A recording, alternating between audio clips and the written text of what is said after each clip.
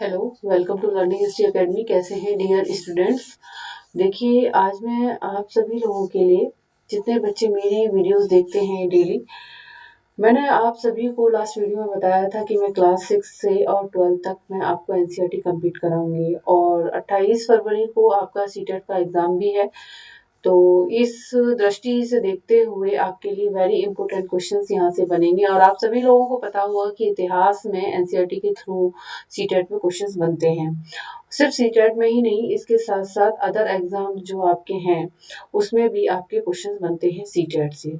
CTET को और CTET के बारे में बता दूं कि किस तरीके से सीटेट में फ्रेमिंग होती है क्वेश्चंस की। मैंने भी सीटेट क्वालिफाई किया हुआ है तो मुझे पता है किस तरीके से फ्रेम किया जाता है सीटेट में इतिहास के क्वेश्चंस को। जो लोग सोशल साइंस से पेपर 2 को क्वालिफाई करेंगे, जो लोग उसकी प्रिपरेशन कर रहे हैं, वो लोग मेरी वीडियो को ज़रूर देखें और डेली देखें मेरी वीडियोस को, क्योंकि यहाँ से आपके क्वेश्चंस बनेंगे।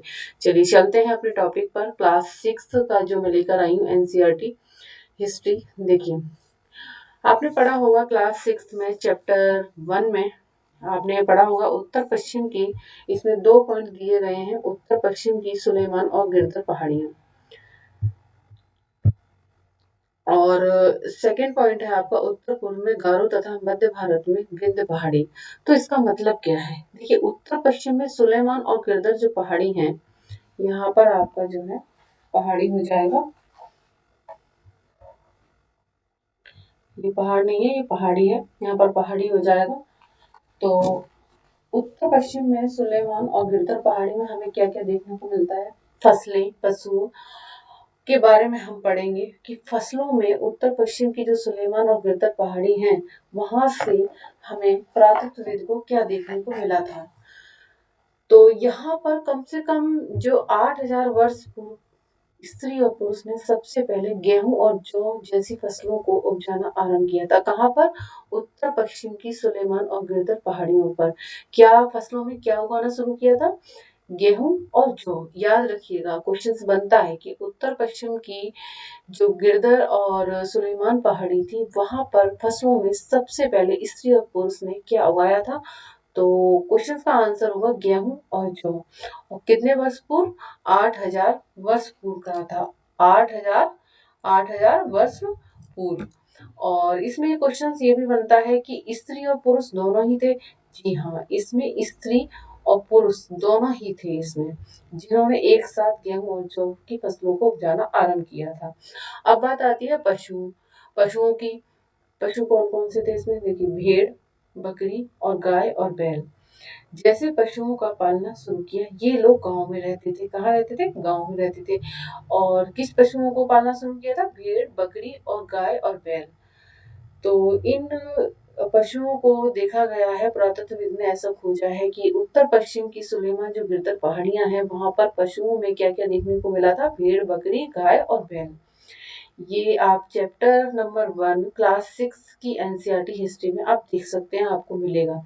अब बात हम करते हैं पॉइंट 2 की। इसमें उत्तर पूर्व में गारो तथा मध्य भारत में विंध्य पहाड़ी। कहाँ पर? ये मैं आपको मैप भी दिखाऊंगी अभी। देखिए, मैप पहले दिखा देती हूँ। उत्तर पश्चिम की सुलेमान और गिरधर पहाड़ियाँ। चलिए हम अपने मैप की तरफ बढ़ते हैं। हमारा जो मैप है, हम अपने मैप की तरफ बढ़ते हैं। देखिए, यहाँ पर आइए आप लोग। यहाँ पर जब आप आएंगे तो यहाँ पर क्या देखेंगे? यहाँ पर देखिए, ये गिरधर और सुलेमान पहाड़ी, ये कहाँ पर है? ये हमारा उत्तर हो जाता है यहाँ पर। और ये हमारा क्या हो जाता है? ये हमारा यहाँ पर उत्तर हो जाता है, यानी कि यहाँ पर उत्तर हो जाता है और यहाँ पर ये पश्चिम हो जाता है, पश्चिम। तो यहाँ पर उत्तर और पश्चिम जो मैंने आपको बताया, आपने पॉइंट में पढ़ा होगा, मैंने अभी आपको पढ़ाया उत्तर और पश्चिम में आपकी सुलेमान और गिरधर पहाड़ियाँ। कौन सी पहाड़ियाँ? सुलेमान और गिरधर पहाड़ियाँ। यहाँ पर मनुष्य ने क्या उपजाना शुरू किया था सबसे पहले? देखिए, यहाँ पर मैंने पॉइंट में आपको बताया हुआ गेहूं और जौ।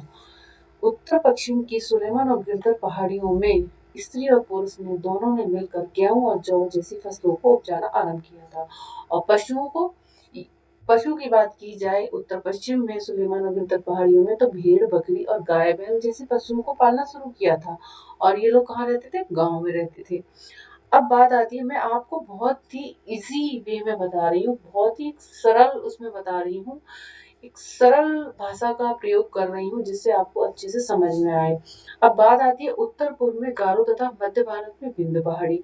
अब उत्तर और पूर्व की हम जब बात करते हैं तो आ जाइए, हम आपको मैप के थ्रू दिखाते हैं। यहाँ पर उत्तर और पूर्व में, उत्तर और पूर्व में ये जो, ये देखिए, ये आपकी क्या है?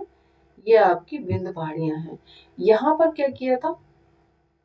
यहाँ पर क्या हुआ? विंध्य पहाड़ियों में देखिए कृषि का विकास हुआ। उत्तर पूर्व में गारो तथा मध्य भारत में क्या हुआ था? यहाँ पर कृषि का विकास हुआ, जहाँ सबसे पहले चावल उगाया गया। ये स्थान विंध्य के उत्तर में स्थित है। यानी कि देखिए, हम विंध्य में आ जाते हैं। यहाँ पर सबसे पहले क्या किया था लोगों ने? ये देखिए विंध्य की पहाड़ियां है ना, ये नर्मदा नदी है, इसी के आसपास लोगों ने सबसे पहले क्या किया था? कृषि का विकास किया था और चावल जैसी फसल थी उसको उगाना शुरू किया था। कौन सी फसल को? चावल को। तो इस तरीके से हमने पढ़ा गिरधर और सुलेमान की जो पहाड़ियां हैं, यहाँ पर हमें क्या देखने को मिला? गेहूं और जौ, है ना। और यहाँ पर जो विंध्य पहाड़ियां हैं, यहाँ पर लोगों ने सबसे पहले क्या उपजाना शुरू किया था? क्या उपजाना शुरू किया था? चावल को उपजाना शुरू किया था। तो क्वेश्चन किस तरीके से फ्रेम होता है, वैसे मैं इसके एमसीक्यू भी लेकर आऊंगी और साथ साथ मैं बताती भी चल रही हूँ आपको। तो कृषि का विकास हुआ। पहला पॉइंट ये था कि यहाँ पर कृषि का विकास हुआ और यहाँ पर कृषि में किसको उगाया गया था? चावल को। कहाँ पर? विंध्य के उत्तर में। पूछा जाता है कि उत्तर पूर्व में जो गारो और मध्य भारत में विंध्य पहाड़ियां हैं, यहाँ पर कृषि का विकास हुआ और कौन सी फसल को उगाया गया था? चावल को उगाया गया था। चलिए अब नेक्स्ट पॉइंट की तरफ हम बढ़ते हैं। हम अपने नेक्स्ट पॉइंट की तरफ आते हैं। देखिए ये हमने पढ़ा। अब देखिए ये यहाँ पर नर्मदा नदी है। ये देखिए, ये हमने आपको बताया था नर्मदा नदी, इसके बारे में हम पढ़ते हैं। नर्मदा नदी के बारे में देखिए, नर्मदा नदी ले लीजिए। ये रही आपकी नर्मदा नदी। देखिए नर्मदा नदी के बारे में क्या है, इधर आइए। नर्मदा नदी, यहाँ पर कई लाख वर्ष पहले से लोग इस नदी के तट पर रह रहे हैं। मतलब काफी समय पहले यहाँ पर नदी के तट पर लोग रह रहे हैं। यहाँ रहने वाले आरंभिक लोगों में कुछ कुशल संग्राहक थे जो आसपास के जंगलों की विशाल संपदा से परिचित थे। विशाल संपदा से क्यों परिचित थे? क्योंकि यहाँ पर कुशल संग्राहक, संग्राहक का मतलब क्या होता है? संग्राहक का मतलब होता है इकट्ठा करना। मतलब जो कुछ भी मिलता था ना उसको इकट्ठा करते थे, कुशल संग्राहक थे। और वो अच्छी चीजों से परिचित हो चुके थे। जंगलों में जो चीजें मिली थी उनसे वो परिचित हो गए थे। अपने भोजन के लिए वे जड़ों, फलों तथा जंगल के अन्य उत्पादों का सही से संग्रह किया करते थे। देखो मैंने आपको बताया ना, क्योंकि सबसे पहले लोगों ने क्या, जड़, फल, है ना, और इन सब का पहले प्रयोग किया था। किसके लिए? भोजन के लिए। और वे जानवरों को आखेट यानी कि शिकार भी करते थे।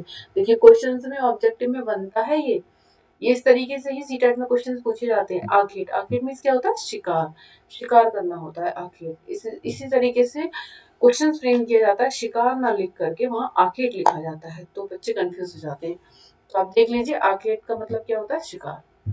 अब आते हैं हम यहाँ पे, हमने पढ़ाई उत्तर पश्चिम की सुलेमान और गिरधर पहाड़ियों का पता लगाएं, ये हम लगा चुके हैं। इसी क्षेत्र में कुछ ऐसे स्थान है जहाँ लगभग 8000 वर्ष पूर्व स्त्री पुरुष ने सबसे पहले गेहूं तथा जौ जैसी फसलों को उगाना शुरू किया था। ये भी हम पढ़ चुके हैं। ठीक है, ये मैं एनसीईआरटी के थ्रू आपके लिए लेकर आ रही हूँ। बिल्कुल स्टेप बाय स्टेप मैंने आपको लास्ट वीडियो में बताया था शॉर्ट के माध्यम से कि मैं आपको बिल्कुल स्टेप बाय स्टेप पढ़ाऊंगी और आपको बिल्कुल इस तरीके से समझाऊंगी जो आपको बहुत अच्छे से समझ में आएगी हिस्ट्री। देखिए उन्होंने भेड़ बकरी गाय बैल जैसे पशुओं को पालना शुरू किया था। ये लोग गांव में रहते थे, ये भी मैं आपको बता चुकी हूँ। भेड़ बकरी किसने? उत्तर पश्चिम की सुलेमान और गिरधर पहाड़ियों में, है ना। लोगों ने क्या करा था? पशुओं में भेड़ बकरी और गाय बैल जैसे पशुओं को पालतू बनाया था। उत्तर पूर्व में गारो तथा मध्य भारत में विंध्य पहाड़ियों का, ये भी मैंने आपको बताया, है ना। ये कुछ ऐसे अन्य क्षेत्र थे जहाँ सबसे पहले चावल उगाया गया था। क्या उगाया गया था? चावल उगाया गया था। तो इस तरीके से मैंने आपको बताया कि कृषि का विकास सबसे पहले कहाँ शुरू किया लोगों ने, और किस तरीके से गिरधर की जो पहाड़ियाँ हैं वहाँ पर लोगों ने किस तरीके से गेहूँ और जौ को उगाना शुरू किया, है ना। आपको देखो, मैंने आप बिल्कुल मैप के थ्रू मैंने बताया, मैंने आपको ये बात बोली थी कि मैं आपको मैप के थ्रू हर चीज़ को बताऊंगी। तो मैप के थ्रू डायग्राम बना के और इतनी मेहनत करके मैं आती हूँ और आपके लिए ये मैटर लेकर आती हूँ जिससे आपको अच्छे से समझ में आए। तो फ्रेंड्स, मेरी वीडियोस को आप ये लर्निंग हिस्ट्री एकेडमी चैनल को आप लोग लाइक शेयर और सब्सक्राइब करते रहें प्लीज़, क्योंकि मुझे इससे क्या होता है ना, मोटिवेशन मिलता है। और जब मोटिवेशन मिलेगा मुझे तो मैं काफ़ी अच्छा कर पाऊंगी, आपके लिए मैं मेहनत करूंगी, क्योंकि मैं ये अपने आप से ही सारा सब कुछ टाइप करती हूँ और अच्छे से उसमें देखती हूँ कि किस तरीके से आपके क्वेश्चंस फ्रेम हो सकते हैं। मुझे रात रात भर मेहनत करती हूँ इसके लिए मैं। तो इतना तो आपका बनता है कि मतलब आप लोग लर्निंग हिस्ट्री एकेडमी चैनल को शेयर ज़रूर करें और सब्सक्राइब भी करें। और जो जिन बच्चों तक मेरी वीडियो नहीं पहुंच पा रही है उन बच्चों तक मेरी वीडियो पहुंचती रहे। तो इस तरीके से मैं डेली आपके लिए वीडियोस लेकर आती रहूँगी और लर्निंग हिस्ट्री एकेडमी आपके लिए अच्छा सा काम करेगा और आपको इतने अच्छे से हिस्ट्री समझ में आएगी कि हाँ, आप बोलोगे कि मैम ने बहुत अच्छे से हिस्ट्री समझाई है। तो इस तरीके से मैंने आपको चैप्टर 1 से एनसीईआरटी क्लास 6 से ये चीज़ें कवर की हैं। तो please learning history academy channel को आप लोग लाइक शेयर और सब्सक्राइब करते रहें। और फिर कल मैं इसी समय आपके लिए नेक्स्ट पॉइंट लेकर आऊँगी एनसीईआरटी के थ्रू ही। और प्लीज़ कमेंट करके ज़रूर बताइएगा कि आपको मेरी वीडियो कैसी लगी, प्लीज़। तो मिलते हैं कल इसी समय। Bye bye, take care.